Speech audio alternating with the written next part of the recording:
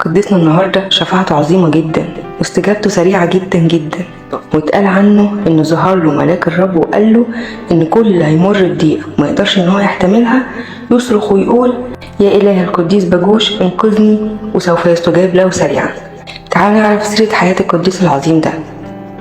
اتولد قديسنا قديس باجوش في بلد اسمها بلاد المال البحري في مصر، وكانت والدته من المسيحيات القديسات، وكانوا من أسرة ثرية جدا، وكان من كتر حب القديس باجوش للفقراء كان بيسيبهم يعيشوا في أرضه ويتنقلوا فيها بحرية، وكان بيصرف لهم مرتبات يعيشوا منها طول السنة، وكان لما يطلع ثمر الفاكهة كان يوزعه عليهم، وكان بيقسم إنتاج المواشي على كل الفقراء.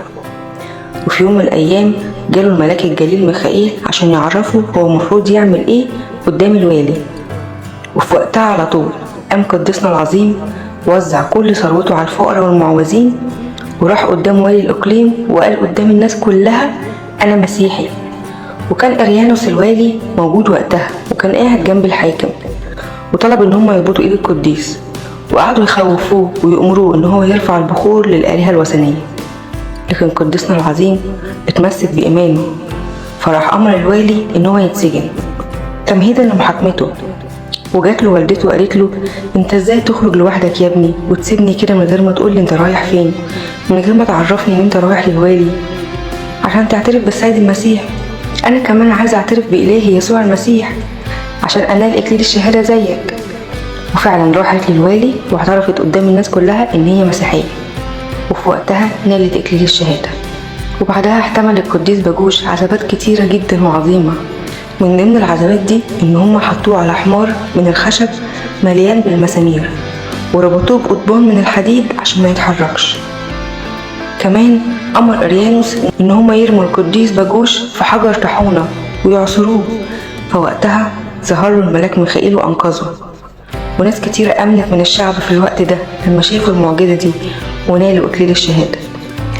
وامر اريانوس بموت القديس باجوش، فركع القديس وصلى إلى الله عشان يقويه، فظهر له ملاك الرب وأكد له إن أي شخص يتعرض لأي ضيقة يعجز عن احتمالها يصرخ لربنا ويقول له يا إله القديس باجوش أعني وانقذني، ووقتها ربنا يستجاب له سريعا جدا.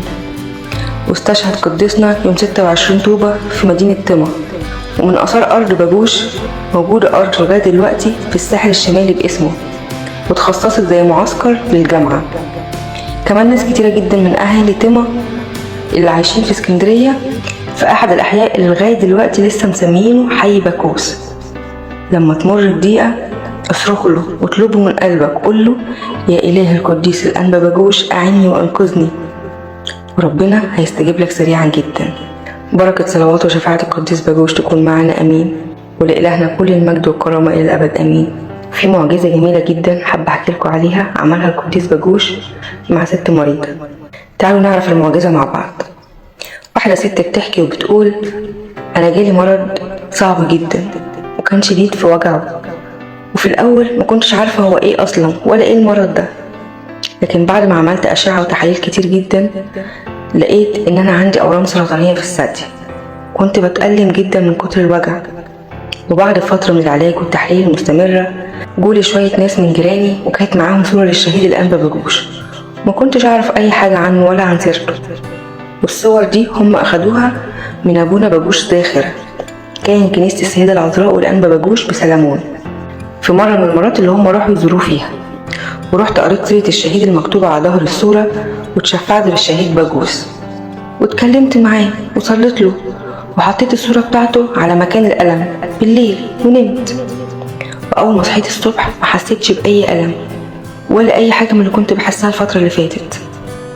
وفي وقتها رحت للدكتور بعد ما عملت أشعة وتحاليل جديدة ما ظهرش أي حاجة ولا أي أثر للأورام نهائيا. بركة وشفاعة الشهيد باجوش تشفي المرضى وتفرح قلوب الجميع آمين. انقذنا وارحمنا واشفي المرضى وعز الحزانة وحافظ على أولادنا وبناتنا ومعونا للمعوزين، فرح قلب الجميع باسم الرب المجد آمين. لو خدت بركة اعمل شير للناس خليهم يتباركوا بقصته، وتابع صفحتي.